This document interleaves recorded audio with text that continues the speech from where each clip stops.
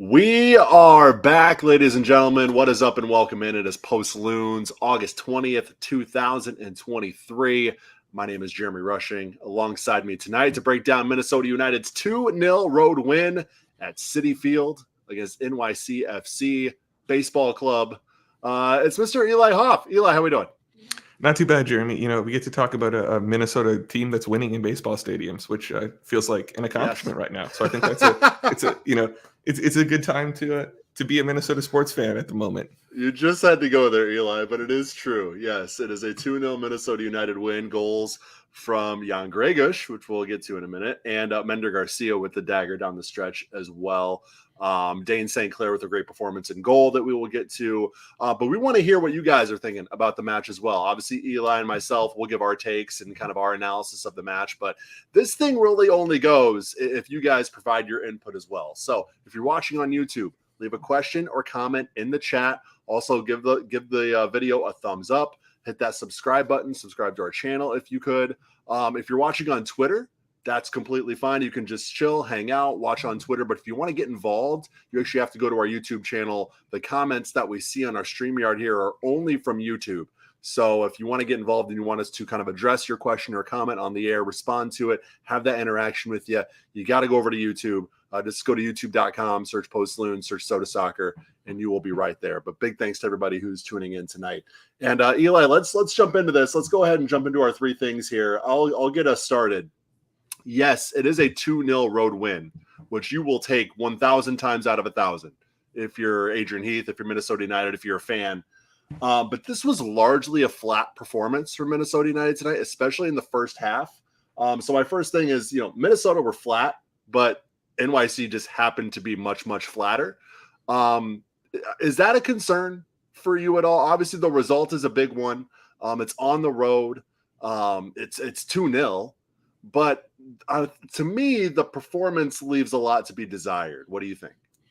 I think there's a few ways to look at it. One, the game plan allows for some flatness there with just this kind of counterattacking emphasis. I think possession was at like 37%. That doesn't necessarily require a whole lot of movement on the ball, especially because NYCFC were moving around so much off the ball. Yeah. I think also you look at the circumstances of this game. You're coming off of that tough Leagues Cup exit. Right. And thinking you have the momentum there, you go just get beat down in Nashville, and then you've got a little bit of a break here. Right. That's a hard reset to make. This is a hard stretch of the season to be in. Right. We're in late August. We've got a heat wave here in Missouri. It's going to be 100-something for the next few days. I imagine it's going to be warm up there, too. And so, you're getting into the dog days of the season here. You're on the lower end of the playoff push. That's all difficult. And then they say, hey, happy Sunday night. Go play a game in a baseball stadium in New York City. Again, these guys are all professional athletes. They get paid a lot of money to go do this and perform like this. I imagine that's the equivalent of like checking your calendar in the morning and seeing your days full of Zoom meetings, right? So who can blame you if you need an extra cup of coffee to get going for that? Yeah. It's like you said, NYCFC were flatter at the moments that mattered, and you catch them there and you take a 2-0 win. And if you can put out that level of effort and still come away with a 2-0 win, I think you have to be pretty encouraged with that, because the form and the energy, there's time for those to come back, and there will be a lot of urgency as the season progresses down the stretch.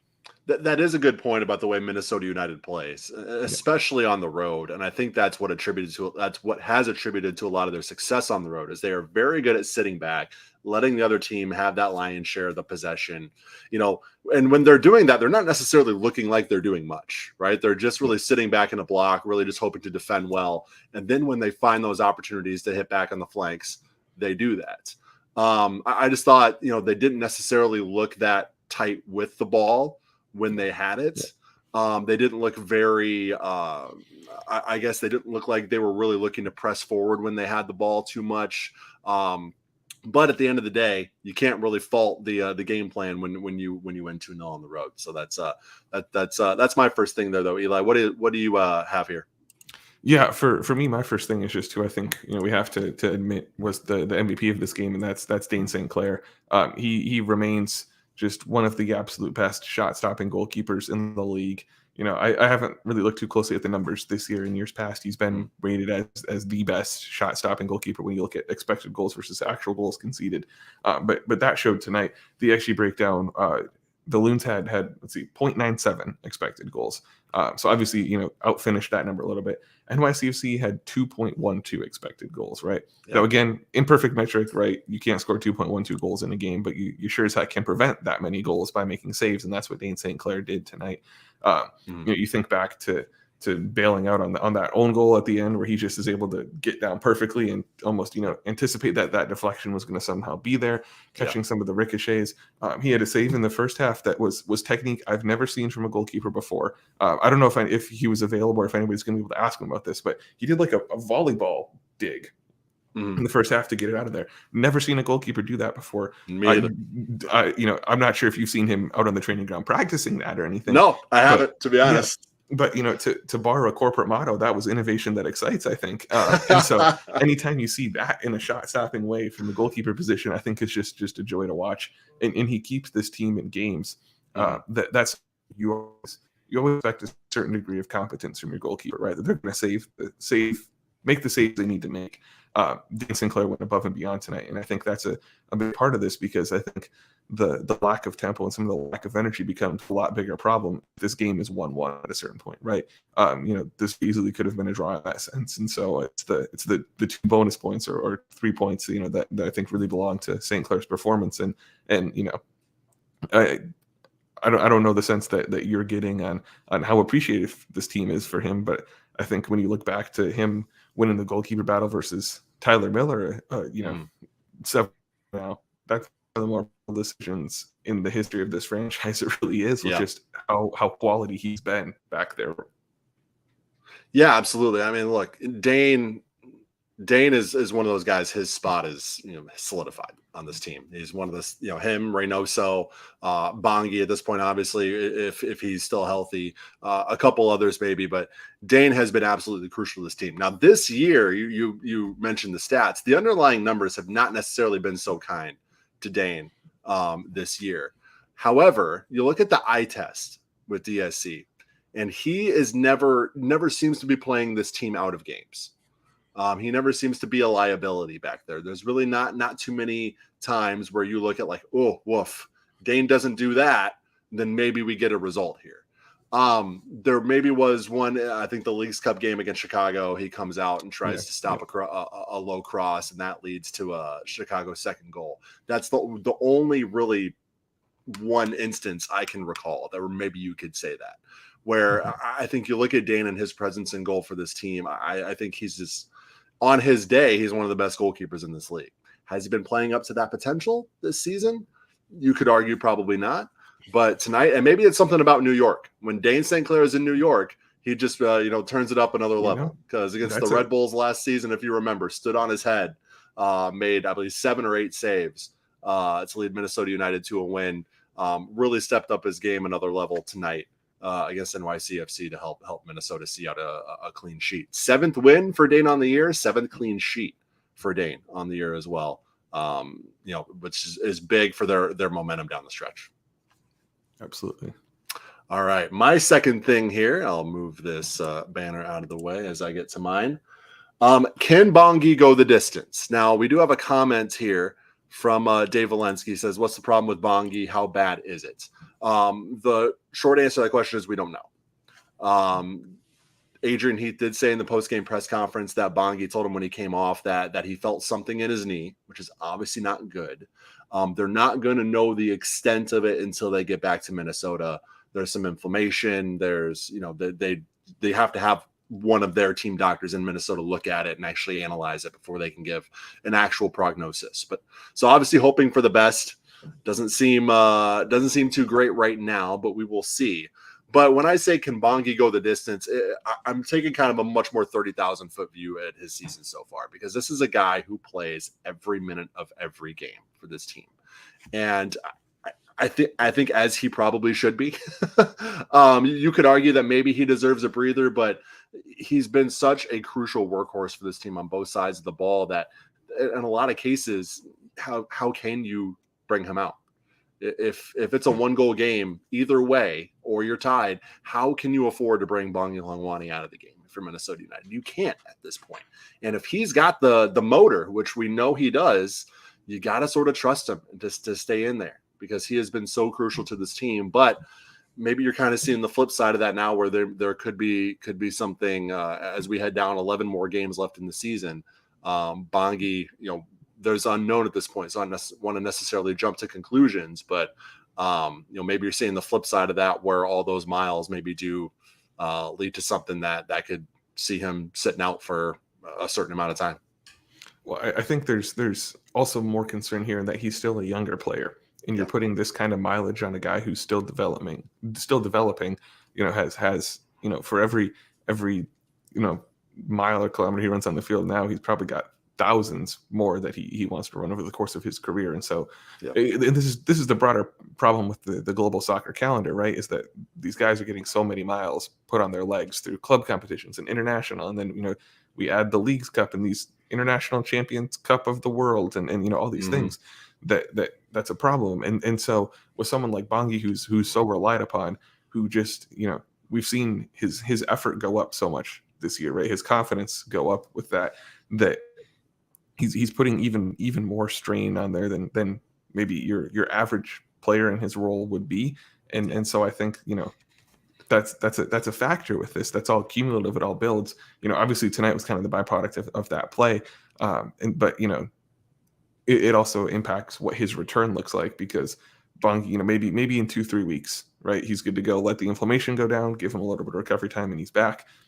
At what level is he back, right? At what level, what does it take for Bongi to be able to do what he does in that winger role, right, and for that attack?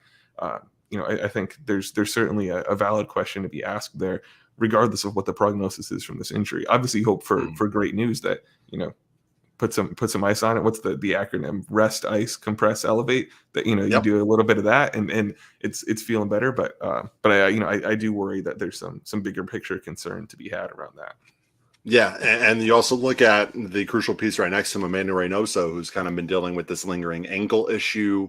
We don't necessarily know how bad that is. Obviously, he was good enough to play tonight, but seemed to impact him at some level. So obviously something to keep an eye on for Minnesota's attack moving forward, especially when you have Teemu Pukki, who we have some questions and comments on him that we'll get to. He seems to be doing a lot of the right things in terms of creating openings for guys like Reynoso and Bongi, but now he may be looked at, depending on how things look with Bongi, as okay, now we need you to actually start putting goals away, start putting the ball back in the net. So we'll have to see how that goes with him. But Eli, give us your second thing. Yeah, my second thing here is something that's already been pointed out in the comments here a little bit. But my take is just that Jan Gregish is better than we all remember him being. And this was, I was thinking about this just going into the game too, of, I feel like there's been some almost revisionist history on his contributions to the team when he was a starting midfielder. That, was he an MLS All-Star? No. But, he and Ozzy Alonso were a great tandem there for a while. He filled the number 8 role, I think, pretty well and did something really valuable for the system. So I was really excited to see him coming back and put on the jersey. Whereas other people, I think, and that's fine. If you don't think he's that good of a player, if you don't rate him, you don't rate him. That's fine. I'm not gonna disagree too strongly there. But I think tonight he showed exactly how good he was. Now, that goal was a freak play, right? That's not what this team signed Jan Gregish saying, we think he can bag 3 or 4 from distance here. Like that, if anyone in this front office had that in the scouting report, then kudos to them. They should be with a Prem team or something. This isn't what he was brought in here to do. But it's that sort of confidence that he plays with that is a huge role that he can slot into this system and create that opening right there and just take it and drain that shot. Now, it may not be Gregish specifically, Eli, but we have seen that defensive midfielders on this team have the green light. Yes. Whether 100%. it's Wiltrap, Kervin Arriaga, Gregish, Dotson, whoever it is, they really trust these guys to, hey, if you have an open look from distance, it doesn't matter if it's 25, 30 yards, pull the trigger. Yeah. Well, and that's even there for guys at fullback. If there's a rebound or something, if they have a lane, they're encouraged to take that shot, and I think it pays off. It really does, because I feel like again, I don't have the numbers here, but I feel like anecdotally, the Loons are scoring more of these long range screamer type goals than other teams in MLS. I don't, Yeah. maybe the numbers don't back me up there, but I feel like they're up there because of that green light. Should he be called Green Light Grey Goose? Should that be a thing? I feel like that could be a Ooh, thing. there we go. I like That could that. be something. That could be something. But no, so I just seeing his confidence on the ball. He went passing wise tonight. He had a shorter game when he came in for Bongi, but he attempted 24 passes, completed 23 of them. In a game like tonight, that's so key to have that piece in the midfield that can complete those passes and be steady. That's what Will Trapp tends to bring those higher completion percentages. But that's important with this tempo here when you're playing, with limited possession, playing out of the counter. Every pass counts there because one missed pass is a missed possession, and you have so many fewer possessions as a result.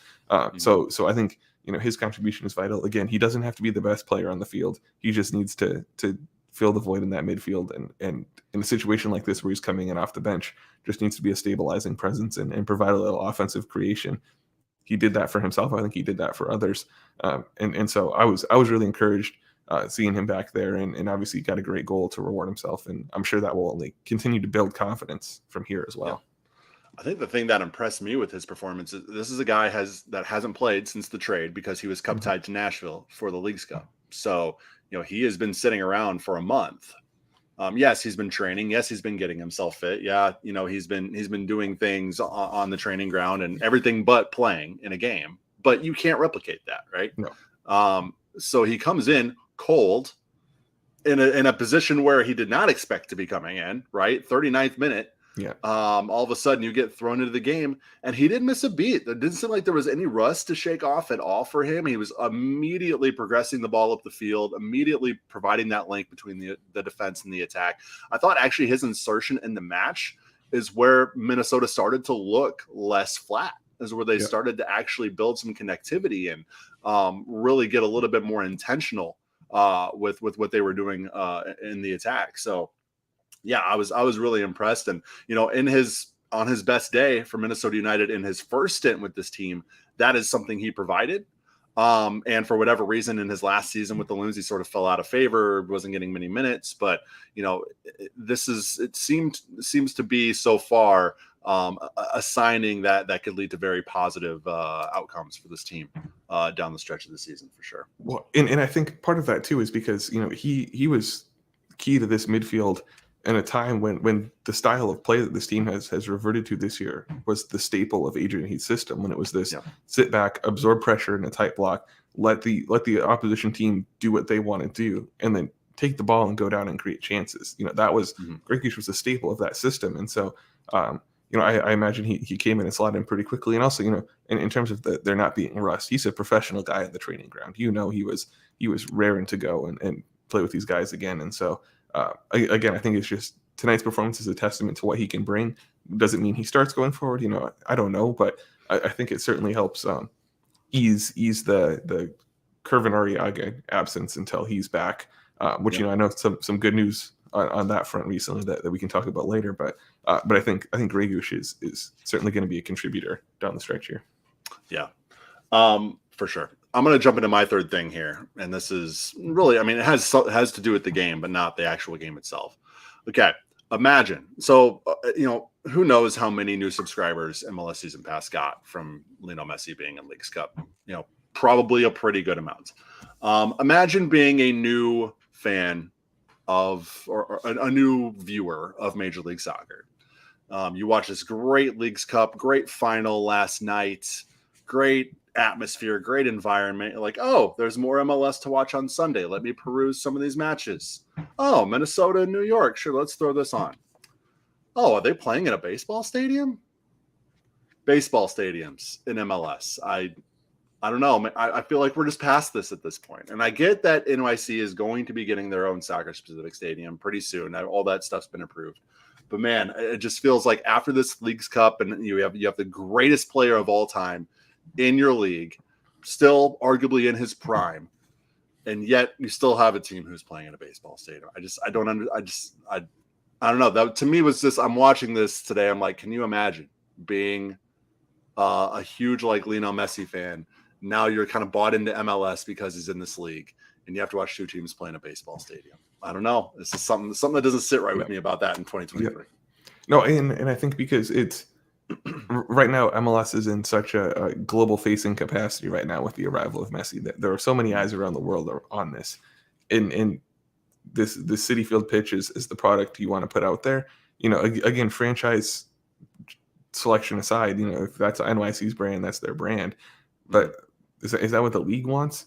And you look at it, the thing that was really mind-boggling to me was the style of play that NYCFC demonstrated tonight. This just really expansive, get wide and get runs in behind, is totally counterintuitive to the field they have set up. I don't know the dimensions of the Citi Field setup, but I know the Yankee Stadium field isn't wide enough to meet FIFA standards. I can't imagine Citi Field's too much. Cities is better, but I don't think it meets the standards still. Okay. But I do think there is a little bit more room than a little more. Okay.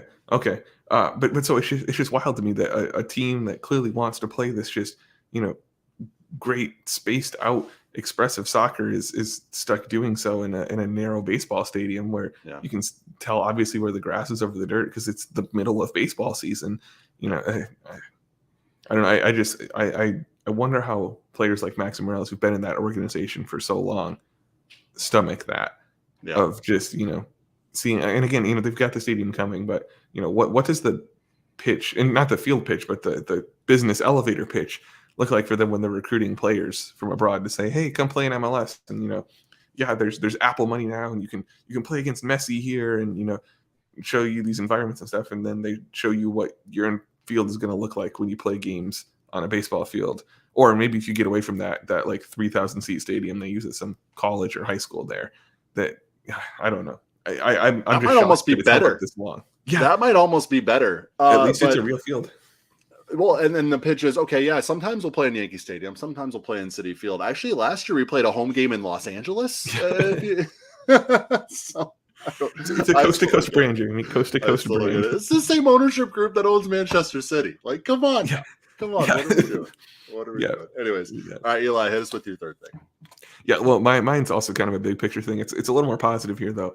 But I was just, watching the game tonight, and I just was incredibly impressed by the commentary crew on MLS League Pass tonight. That it was...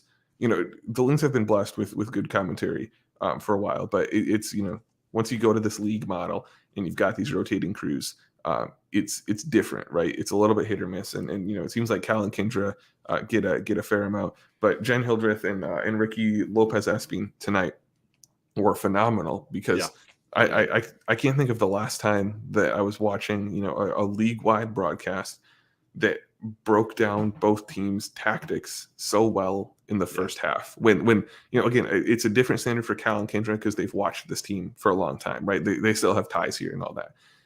These were two people who had nothing to do with the Loons, who were giving this astute analysis that I could tell they had watched these teams play before, had paid attention while those teams played before. It was just incredible to see. And comments on the width and the runs and what some of these players are seeing and some of the big picture tactics, I think is fantastic because you see so much color commentary, especially that's player driven, right? Yep. Of what's going through a specific player's mind, when they're hitting a shot and stuff like that. And that's great, that's fine, especially when you have a former player on there. This was big picture tactic stuff that I think any fan who watched this game with the sound on learned something tonight. What other team they were supporting, whether they were just a neutral.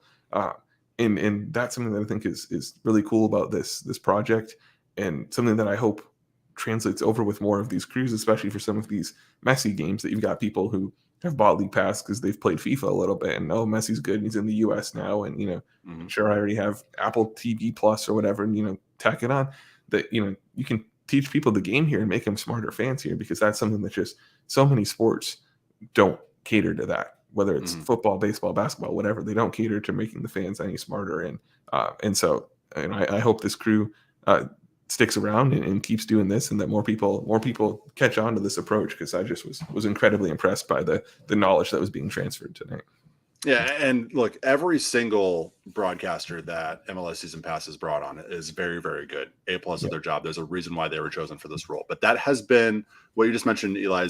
That has been one of the most obvious growing pains with this Season Pass, going away from the local crews and going to sort of mishmashed they're the same broadcast crews, but they're going to different games and different teams every week. Is you lose that familiarity. You lose that real insider analysis perspective of the team that you really only get for somebody that watches them day in, day out, is at the training ground every single week watching this team play.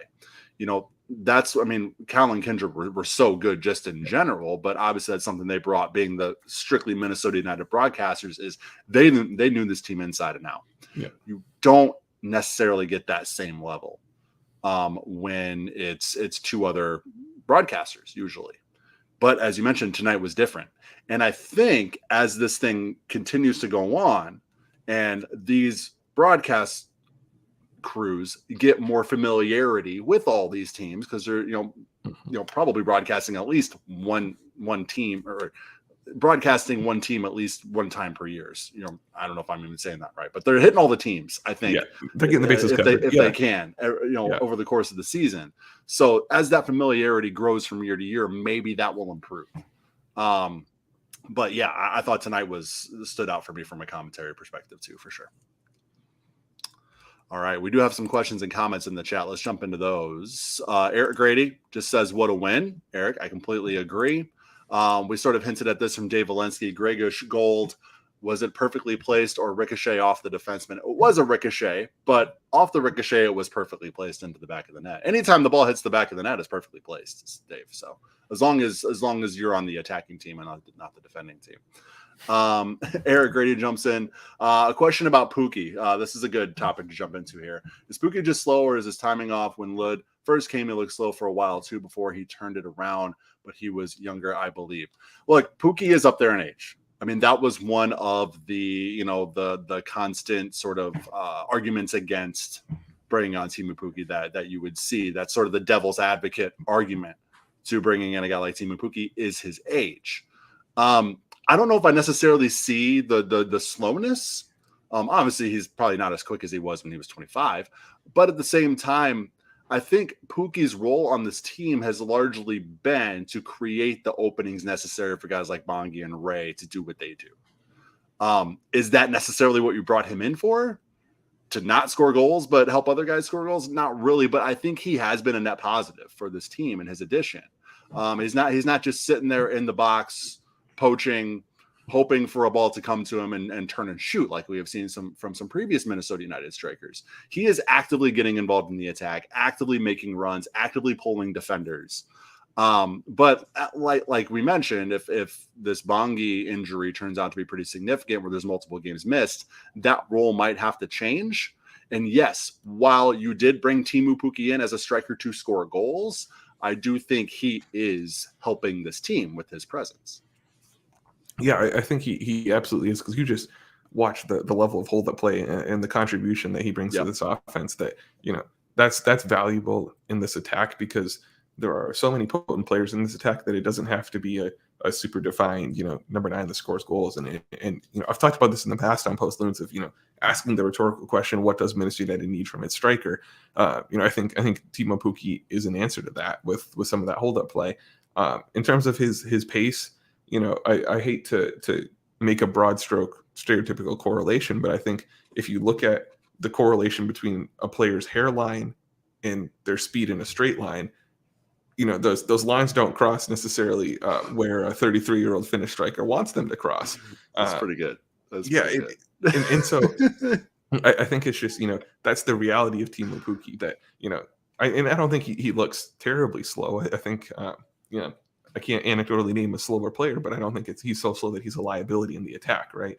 Mm-hmm. And also he demonstrates a certain strength on the ball, that if the ball comes to him, he may not be the Mender Garcia who's going to slip behind somebody to chase him down there, but he's going to get the ball in front and hold the defender off on the half turn and be able to hit somebody cutting off of him. And I think that's just as valuable as being able to slip behind. I'd argue even more for this system, because this team has been trying to get passes around the back of the defense to strikers for years now, and it just Mender Garcia's goal tonight was the exception much more than it was the rule. So being able to play on the front side of defenders is what Teemu Pukki brings, and what I think is just far more valuable to this team's system right now. Now, does that change a little bit in a world without Bongi being available for this attack? Maybe, but that's a bridge to cross later on. In terms of right now, he's done what this team needs. He's gotten on the score sheet a little bit, and some of that will arrive. I think, look at what Robin Lod brings to this team as an attacker. Now, obviously, we haven't seen him this year, but when he's healthy in years past, he's been such a potent goal scorer and contributor here. He had a really slow start to his tenure here, and I know Eric kind of pointed that out in the comments there, that he was really a non-factor almost, and then all of a sudden the system evolved a little bit. Robin Lod evolved a little bit into this sort of a setup that prioritizes getting the ball to guys who are a little more productive with the ball at their feet. That all works, and also speed doesn't matter as much in terms of off-ball positioning and off-ball runs. That's just standing in the right spot can be done whether you have the speed of Usain Bolt or whether you have the speed of me. We, both of us can stand in a spot with the same level of speed, and I don't think Teemu Pukki's game is one that relies on him needing to rush to that spot. So, in terms of the timing too, I think that's a chemistry thing that comes with more time. And playing with these teammates more, figuring out where guys like to be combination-wise in attack. Because again, that's where Robin Lod is so successful at some of these 1-2s and quick combinations. But he didn't get to that point until really like 2-3 years into his tenure as a Loon. So I think the jury is still out on how exactly Pukki's physical traits contribute to the game, but I don't see a ton of cause for concern at this moment. No, I don't either. Like I said, I like what Pukki's brought. He's active. As you mentioned, his little play has been really good and really, really valuable to this point. So one valuable asset to Minnesota tonight was VAR. This is one I kind of want to talk about this in the 85th minute. So there was a penalty called. Referee Adrian Heath actually was very complimentary of the official after in the post-game press conference, because what the center official told Adrian Heath is he didn't have the best view of this alleged challenge. And what the officials are told to do in those situations is that you blow the whistle, you call the penalty, the foul, whatever it is, and then you let VAR do its thing. This is why VAR exists. Now, VAR has changed the way officials officiate, obviously, because of those things, keeping the flag down for offsides and goal scoring situations and things like that. We saw another aspect of that tonight.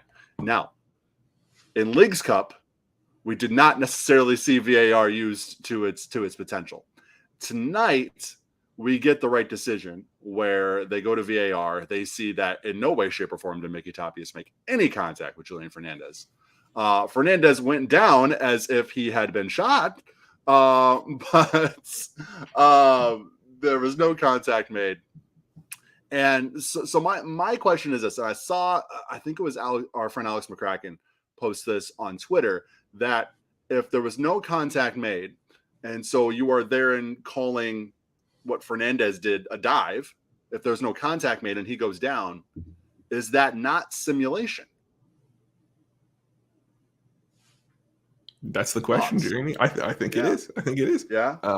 I mean, I don't see how you can argue that it wasn't in that instance if for nothing else, because here's my take on this. I think it's simulation and should be that. But even so, he fake falls to the ground here. Nobody's touched him. He trips and decides to go down. Personal decision. That's his right. Then that stops the game because the ref calls it a penalty, which I think was the right call here. Let VAR do its job. And then there's time here as the players argue. There's time here as the ref is getting talked to in his earpiece from the VAR. There's time as the ref goes over to watch the replay. It's pretty quick because he sees there's no contact. And then all of this happens. I don't know what the amount of time was, right? But let's say that's 3 minutes, right? Maybe 2 minutes. We could be generous. There should be a yellow for time wasting then, because going down for this dive wasted 2 minutes of time for nothing, right? You'll see goalkeepers get carded for wasting 15 seconds before taking a goal kick, and that's enough for time wasting. How is 2 minutes for a dive not enough? So I think there needs to be some sort of standard created around that. And again, this is in a big picture sense, because at a minimum it's simulation, but also it's time wasting. It's bad for the game, and it needs to be gotten rid of. I mean, at the very least, just don't add those 2 minutes to stoppage, Yeah, right? Just yeah, you know what, exactly. Well, yeah, you wasted 2 minutes. We're not adding it. You yeah, don't get yeah, the 2 extra minutes. Sorry. exactly. That was the 3 corners your team could have squeezed in there, and they were playing desperation ball at the end. Yeah, Yep, yeah, exactly. 100%. yeah. But in any case, they got it right. VAR got it right. Now, another thing is over the course of the last, I don't know, few years or just in its entire existence, Pro has gotten a lot of criticism, in some cases, rightly so, from MLS fans. And there's been a large call for MLS to switch to FIFA referees from pro referees. We saw during Leagues Cup the grass maybe isn't always greener on the other side. So let's keep that perspective. But no, they got it right tonight, and good on them for that. 90+5. Let's talk about this here. Mender Garcia with the dagger. Really good assist from Ismail Tajiri Shradi. I don't know how big this goal. Well, I mean, obviously it put the game away. It gave Minnesota the win. I do think that a guy like Mender Garcia just seeing the ball hit the back of the net can be a big confidence boost for somebody like Garcia who desperately needs that confidence boost right now. He scored a really nice goal in Minnesota's friendly back in June, July, which was good. But to see it hit the back of the net in a meaningful way like this, where you're putting the game away, you're securing 3 points for your team. I think there is a little bit of a cause for optimism there that maybe this is something that maybe can propel Mender Garcia a little bit, because obviously being a designated player on this team, is somebody who was thought to bring a lot more contribution than he has so far, quite frankly. I don't know. Maybe I'm just really trying to see the silver lining in this, but I think it could go down as a potentially big goal for him in terms of his confidence. Yeah, I think I have mixed feelings about it. Well, one, it's a goal that puts the game away. That's a good thing. But in terms of how this goal came to be, hitting Bender, around the backside of that defender with the low kind of wrapping through ball, that's something that this team has been trying to get to work from him since the day he arrived here. I remember watching the game at Sporting Kansas City last year in person and just watching them try that over and over, over the top, on the ground, just everything of, Mender, you run and we'll find you with the ball. And it works so rarely. It works so very rarely. And so tonight it worked. And I think part of that is, it hit him and he's able to basically take a shot first time early. He's not having to dribble in on anybody. I think that's good for his confidence, that he can just, see ball, kick ball, score, right? That's a good thing for any striker, that they're not having to put in that work. I worry that this is validating the wrong approach for this attack. Yeah. That, all of a sudden is it working one time going to be evidence that, hey, we should keep trying this more and more. I don't know if that's the approach. But again, Anthony Edwards could pull up from half court every possession and he'd probably score a few times. And, does that make it a good strategy? Right. We're going with all the cross-sport analogies tonight, I think. And dropped 30 today for Team USA. So no, I know I was good watching for those comparisons. Yeah, I was watching the highlights. So maybe the Wolves need a little more of that. But so it's great for Mender. It certainly can't hurt his confidence. Certainly can't hurt his play style. It's just about this team finding consistency. It's in its attack and figuring out the best and most efficient way to go out and score goals. And again, it worked tonight. 2 kind of unconventional goals that you don't see every day, with Jan Gregush hitting that and Mender hitting that, and it works. The idea of percentages and averages and stuff, that works out in the long term, but sometimes 2 fluky goals gets you 3 points, and you can't be too mad about that. So hopefully it's good for his confidence, and it's just good to see him contributing, because that's been something that this team has just been trying to unlock since the day he got here. Somebody who could be contributing from Minnesota United before the end of the season, surprisingly, potentially Kervin Arriaga. We got news from Adrian Heath in the post-game press conference that Arriaga's injury is actually not as bad as Robin Lood's was. He said the surgeon was actually because I guess he had a surgery 2 days ago or something like that, earlier this week. And the surgeon was actually pleasantly surprised with how, how unsevere. It's still severe, but a lot better than originally thought to be. So what that means is while originally Arriaga not on the season-ending injury list, for one. So there still is that opportunity. And two, Adrian Heath did say he's not necessarily ruling out Arriaga's return should Minnesota United make the playoffs. 6 to 8 weeks from now is the prognosis for Arriaga, which would lead you right up to decision day. And so if Minnesota can get in the postseason, that could be something that we see Kervin Arriaga return there. So obviously very, very, very good news for Minnesota United. Arriaga, it was unfortunate the timing of the injury because he was just kind of just starting to get back into form. And, if he can return, that's just another reinforcement that could be huge for a Minnesota United team that, I mean, they can use depth wherever they can get it at this point. And once you hit the playoffs, that depth becomes really important too. Yeah, there's no such thing as too much depth in any sport with any team this year, especially for the Loons. And again, anyone who's been around here long enough knows that I'm a huge Kervin Arriaga fan and that I love his skill set and what he brings to this team. That as they fit into the style more, it's like you said, like it felt like he really flipped a switch going into the season, and I think it's because the team was really working for the way he wanted to play the game, and then all of a sudden, boom, he goes down, and it's rough. So 6 to 8 weeks is obviously fantastic for him. That I think that also should be a positive indicator for a lack of long-term consequences for this.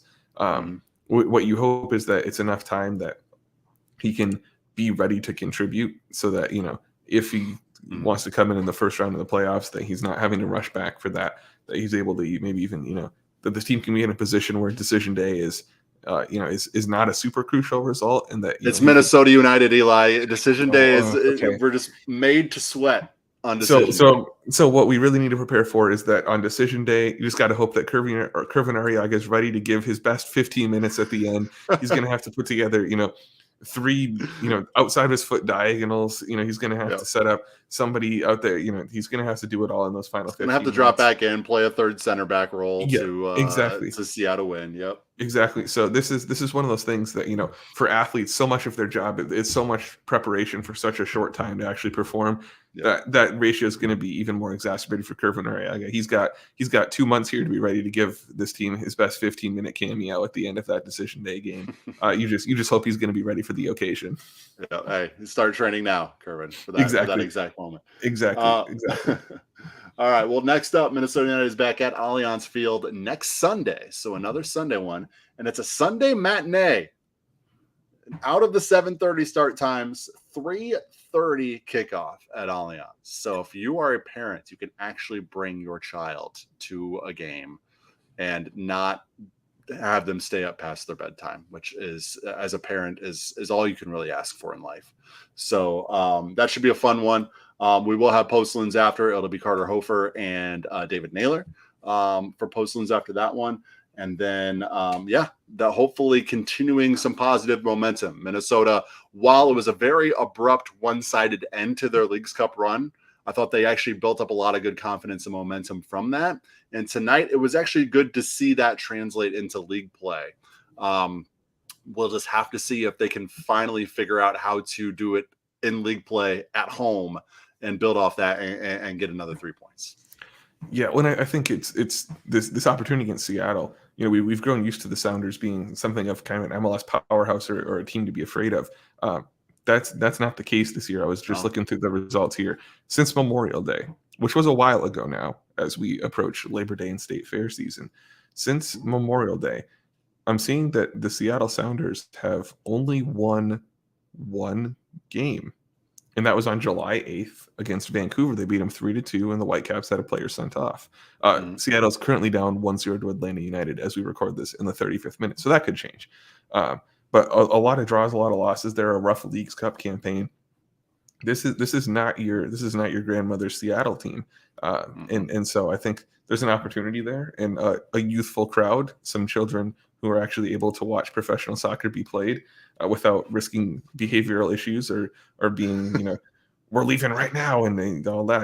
I think this could really be an opportunity for the Loons to convert something here and keep this momentum going and pick up points that maybe you didn't expect to be there when you plotted out the season schedule at the start of the year. So I was looking at the standings just to see where Seattle currently sits. So they're fourth. Somehow, I'm looking at these Somehow. results. I don't quite know how they are in fourth, but they are. They are. But I'm looking at, I mean, the one that stands out to me in the West right now is St. Louis. I Yeah. mean, they've been in first for a large part of the season, and they're up after a really dismal Leagues Cup run, which you thought may halt their momentum. They're throttling Austin right now, 3-0 in the 58th minute at home. Yeah. So that's a team to watch out for. I think September 23rd, Minnesota hosts St. Louis. Eli, obviously you're down in Missouri. You're in Columbia though. But what's the vibe down there for St. Louis City right now? Obviously, I'm sure it's all good things. But I mean, obviously probably defying expectations at this point too, right? Oh, yeah. 44 points at this point in the season.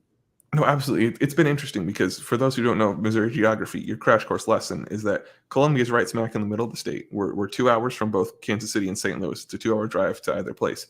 And so it's always interesting when both cities have a sports team who the allegiances here kind of tend to be. Like it tends to be Cardinals over Royals right now. And it's also, it's been Sporting Kansas City dominated because they've been the team. They're getting no buzz here. It's all St. Louis City right now. Because you look at what this team has come in and done, and now that's helped by SKC being largely irrelevant this year. But what they've done has just been impressive for every team. Again, I'm looking at the table, counting the 3 goals from tonight. It looks like they're plus 19 in goal differential. That's indicative of a good team, but also a team that scores a lot of goals and is really fun to watch. I was at their stadium about a month ago when the U.S. men's national team was there for Gold Cup, and they've got something really great going in St. Louis, and St. Louis is one of the original best soccer cities in the U.S. Really incredible there, and to see an expansion team do this, I think is really rewarding. It's while they may be good and they may be close by, I feel like it's hard for this to really feel like a rivalry for Minnesota United because you just kind of have to respect what they're doing and the way they're going about this. And I don't think the Leagues Cup campaign matters too much because as soon as Messi stepped on the field there, it sort of became evident of like, this is what this tournament is about. And if you're St. Louis City, maybe you just didn't care too much about that. And you've got your eyes on doing something kind of crazy and historic in the league in your first year. So really excited to see that product and see it keep growing there because it's got a whole state buzzing. It really does. Yeah, it definitely does, and it's so cool to see an expansion team do what St. Louis is doing right now. I'm a St. Louis Cardinals fan. I'm from Western Illinois, so it's kind of cool to see a St. Louis sports team dominate like that in their first year. So, obviously a lot of good vibes down in St. Louis. Minnesota with this win, though, let's get back to the Loons. They are back above the playoff line, sitting ninth. That will not change after any results tonight. Vancouver's there in eighth. Eli, Dom and I talk about this every week on 10,000 Pitches, but you want to avoid that best of 3 at all costs if you're Minnesota United. Yes, the playoff line is ninth, but to me, the real playoff line is getting up to at least 7th, so you don't have to play a best of 3.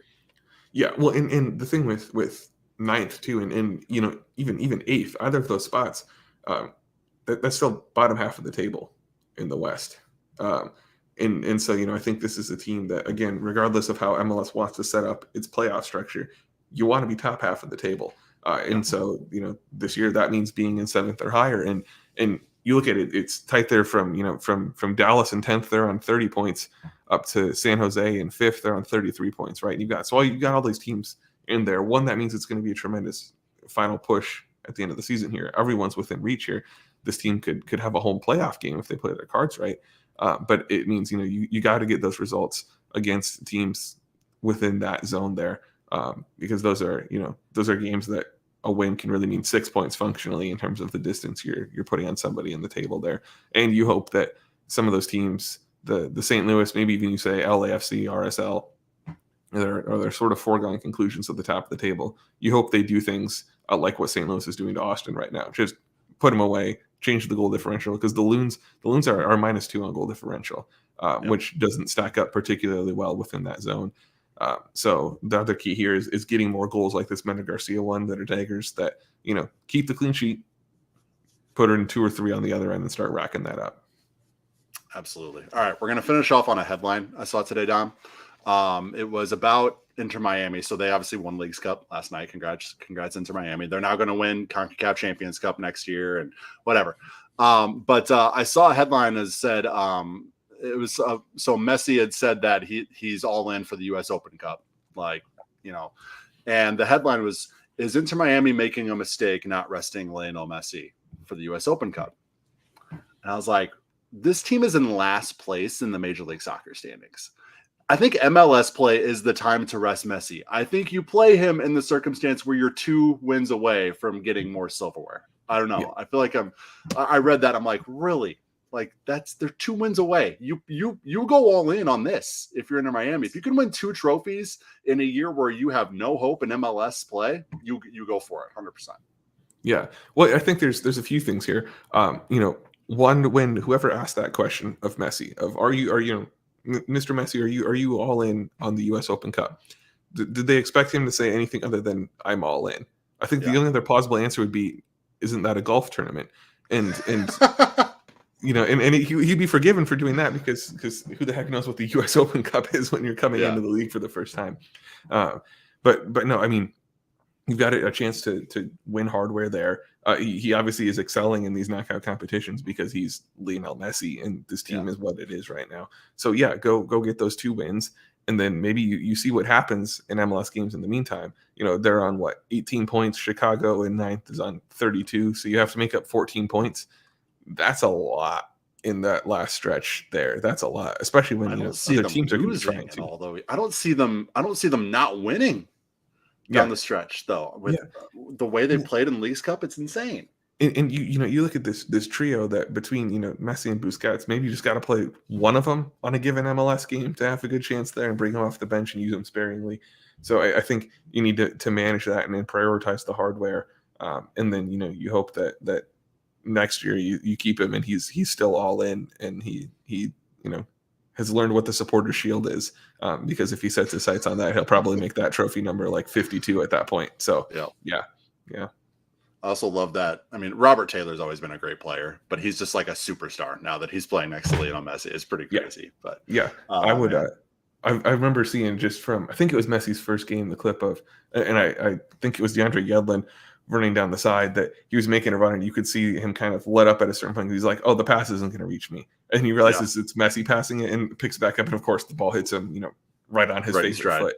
That just, man, to be one of those teammates in Miami right now, it's just got to be amazing that, it must be like when some random wide receiver gets signed by the Chiefs and then they're running around and all of a sudden the ball's just right there because it's Patrick Mahomes. Like that feeling has got to be fantastic for them to just have that degree of competence on wearing the same color shirt as them. 100%. Yeah. It's crazy to see this whole Messi thing just actually play out before our eyes, and the way Leagues Cup went for Miami. And I don't know, it'd be interesting to see if they can actually do it. That's like it's crazy that the biggest storyline down the stretch of the MLS season is not, I mean, St. Louis is big, but the biggest storyline is going to be, can the last place team make the playoffs? Well, and also the biggest storyline is, how can MLS justify changing the playoff structure at the last moment to actually include 12 teams from each conference in the playoffs and get everybody on board, so long as Messi is playing more games and there's more revenue coming in. I think who's really going to object to that? Who's going to object to that? Make it a knockout competition. Have, just make it Inter Miami in 12 plays team 11, plays team 10, and they just keep working their way up. It's a ladder, and we see how many wins they can keep doing. And if they can win 12 straight, they win MLS. Boom. There you go. Hard pressed to bet against them in that setup. Honestly, the ratings would be out of this world for that too. It'd be top-notch TV. Turn into a Netflix show too, Drive to Survive, but Inter Miami. And yeah. Okay.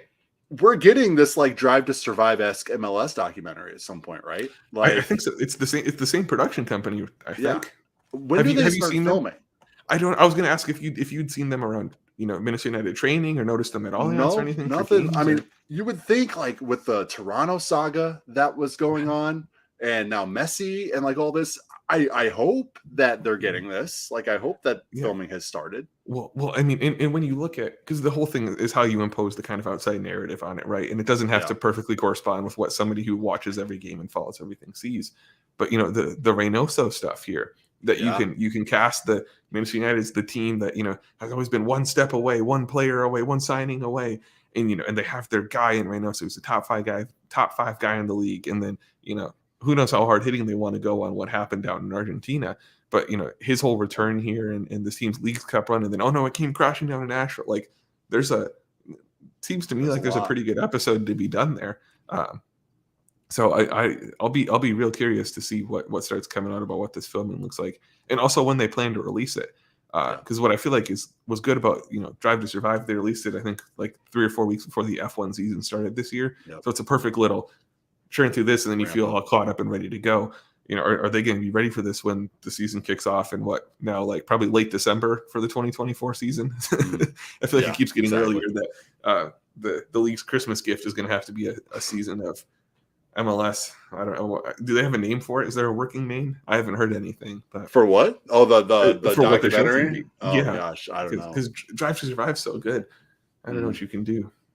I don't know. Maybe we'll workshop that. We'll workshop that. We'll come up with something. Well, send us your recs here. We might be able to get a trademark file and make some money off of this. So there you go. It's an investment. With that, we will end this edition of Post Loons. He's Eli Hoff. I am Jeremy Rushing. Big thanks to everybody who has tuned in tonight. Left your questions, your comments on your way out of the stream. If you could leave a thumbs up, that would be great. If you could subscribe to the channel, that would be great. If you want to be notified when we drop a new video, there's a little bell you can tap underneath the video here. Be a friend, tell a friend as well. We'll be back for another edition of Post Loons after Loons in Seattle next Sunday. It is a 2-0 Minnesota United win in New York, getting MLS play restarted on the right foot. And Eli, it's been a pleasure breaking it down with you tonight. Appreciate it, and enjoy your time covering the old Tigers down in Colombia. Yeah, for sure. It's time to transition to the other football now. The American game's ramping up, but always a good time. I appreciate you having me on, Jeremy.